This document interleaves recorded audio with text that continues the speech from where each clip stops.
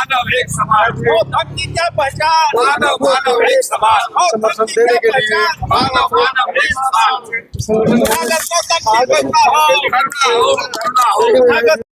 Gathering होती है, लेकिन आज सांकेतिक रूप से अपना समर्थन देने वो यहाँ पहुंचे हैं।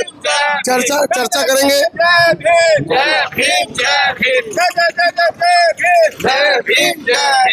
चौधरी साहब, सैकड़ों की संख्या में, माफ कीजिएगा, चौधरी साहब हजारों की संख्या में हमने देखा है जब आपके माध्यम से सभाएं होती है, लाखों लोग वहाँ पहुँचते हैं। आपने बताया था, कल बात हुई थी, सांकेतिक रूप से आप यहाँ पर आ रहे हैं तो कुछ चुनिंदा लोगों को लेकर आ रहे हैं। 5 अप्रैल के लिए कॉल की गई है, 12 मई के लिए कॉल की गई है। कल तो ये बताएं कि इस पूरे मामले को कैसे देखते हैं आप? देखिए, क्लियर कट सफेद, बिल्कुल सफेद अन्याय है। भारत एक कहूँगा कि प्रजातांत्रिक देश है, डेमोक्रेटिक कंट्री है, सभी धर्मों को यहाँ बराबर का अधिकार मिलता है। फिर जब हम देखते हैं कि क्रिश्चियन रिलीजन के लिए पारदी वहाँ पर धर्म का काम करते हैं, सिख धर्म के अंदर वहाँ पर ग्रंथी काम करते हैं, हिंदू धर्म में वहाँ साधु संत काम करते हैं, तो हमारा जो बौद्ध धर्म है, उस बौद्ध धर्म के लिए जो हमारा भिक्खु संघ है वो पूरी तरीके से सक्षम है। और ये प्रबंधन उन लोगों से, हिंदू धर्म के लोगों ने जो अपने हाथ में लिया है, जो व्यवस्थाएं की है, हम उस कानून को रद्द करने की मांग करते हैं। और हम जो हमारा बोध गया, जो ये ऐतिहासिक हमारी धरोहर है, इसकी मुक्ति के लिए आज हम इस आंदोलन में शरीक हुए। चौधरी साहब, लगातार सभी हिंदू संतों की तरफ से भी बयान आ रहे हैं, चाटा मार के इन लोगों को भगाओ, ये कौन है, बहुत देखो कौन है, इस तरह के। देखिए, अगर ऐसे कोई हिंदू संत इस टाइप का बयान देता है तो उसे इस बात का ज्ञान होना चाहिए कि भारत में बाबा साहब अम्बेडकर का संविधान है। अगर कोई ऐसी हरकत करता है जो संविधान विरोधी है, तो फिर संविधान में जो प्रावधान है उनके तहत उसके खिलाफ कार्रवाई करने की भी व्यवस्था है। हम ये कहेंगे कि वो अपने जो आदमी जिस धर्म से जुड़ा हुआ है, आस्था का प्रश्न है, वो आदमी अपने धर्म की बात करे, बहुत अच्छी बात है, पर दूसरे धर्म की निंदा ना करे, इस बात का भी ध्यान रखे। चौधरी साहब, बड़े गर्व से आप जय भीम चलाते हैं। बीजेपी के नेता कह रहे हैं जय भीम क्रिमिनलों का नारा है। जय भीम क्रिमिनलों का नारा कहने वाले जो बीजेपी के नेता हैं, उन्हें इस बात का ध्यान रखना चाहिए कि जय भीम के अनुयायी इस देश में करोड़ों की संख्या में है।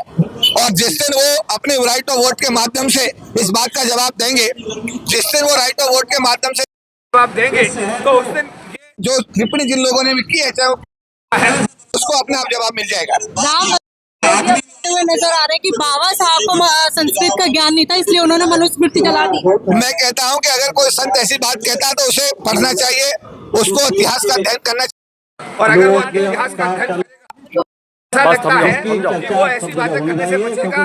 बाबा साहब दुनिया के सबसे योग्य व्यक्ति आज भी हैं, कल भी थे, और बाबा साहब के बराबर का योग्य व्यक्ति आज तक वो तो मायावती पर भी कह रहे हैं कि मायावती को भी संस्कृत का ज्ञान नहीं था, इसलिए उन्होंने भी मनुस्मृति जलाने का काम। मायावती जी भी हाईली क्वालिफाइड हैं। बाबा साहब अम्बेडकर से क्वालिफाइड आदमी तो दुनिया में पैदा नहीं हुआ। और अगर ये हिंदू धर्म के लोग ऐसी बातें अगर कर रहे हैं तो उनको इस बात का ज्ञान होना चाहिए कि अभी तक अनुसूचित जाति जनजाति समाज के लोग, बाबा साहब के मानने वाले लोग, सभी लोगों ने बौद्ध धर्म स्वीकार नहीं किया है, अभी वो हिंदू धर्म का हिस्सा है। अगर ऐसी बातें होंगी तो इस बात पर विचार किया सकता है कि ये जो बाबा साहब के अनुयायी जो हिंदू धर्म में पड़े हुए हैं, इतनी बढ़ा देंगे लोग ऐसी बात कह करके कि इनको मजबूरन ये हिंदू धर्म का परित्याग करना पड़ेगा। 46 दिन हो गए सरकारों का, कोई फिर भी यहाँ नहीं पहुंचा आपकी बात सुनने के लिए। देखिए, सावधानी हटी है, दुर्घटना घटी। जहां तक आप देखें कि सरकार तो जिन लोगों की है इस देश के अंदर, वो मैं भी पिछले 40 साल से देख रहा हूँ, आप भी देख रहे हैं। सरकार जो है, जिन लोगों जो मानसिकता से सरकारें चल रही है, उनमें बौद्ध धर्म का प्रचार प्रसार दुनिया में हुआ।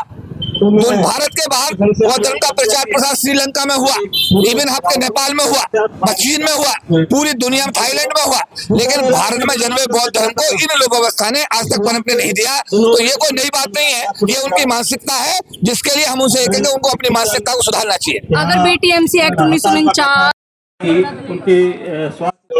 देखिए, उस एक्ट को निरस्त कराना ही हमारे समाज का मूल उद्देश्य है। 49 है, उस एक्ट को जब तक वापस नहीं किया जाएगा, तब तक हमारे जो बौद्ध विहार है, जो हमारा गया का ये बौद्ध विहार है, बौद्ध गया का, इसकी मुक्ति नहीं होगी।